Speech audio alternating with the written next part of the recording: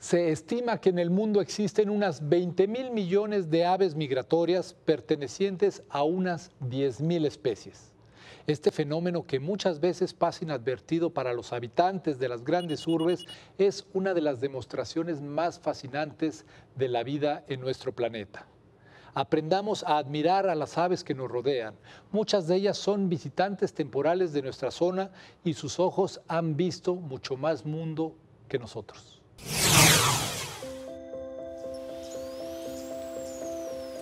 One of the most interesting aspects about birds is they really are in every ecosystem. They're present everywhere, and you can learn so much about just nature in general by learning about birds. It's something that you can study no matter where you are, and you can appreciate without really knowing what you're listening to sometimes, and it sparks curiosity.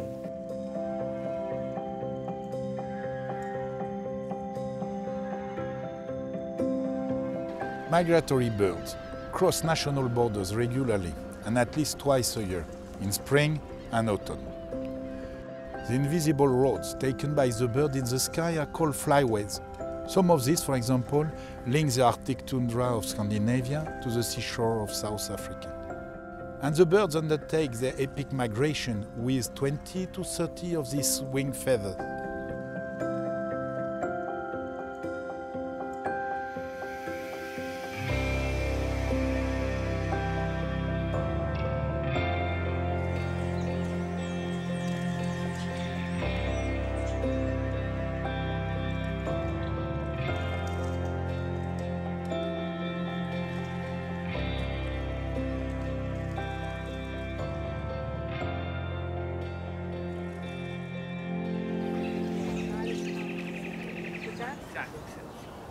One. I am Dr. Robert DeCandido. I've been running bird walks here in Central Park for the last 25 years. Locally, I'm known as Birding Bob. I can play different calls to bring in birds. In a good spring, we can get 125, 150 species coming through the park.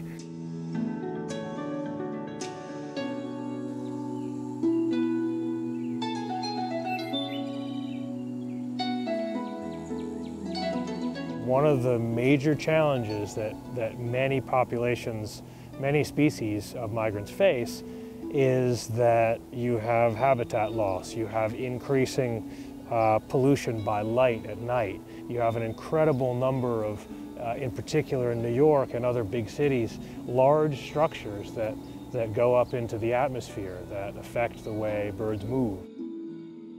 So when you factor all those threats I mentioned into a world where climate is changing rapidly, you really have a tremendous kind of a powder keg where you don't know exactly what's going to happen.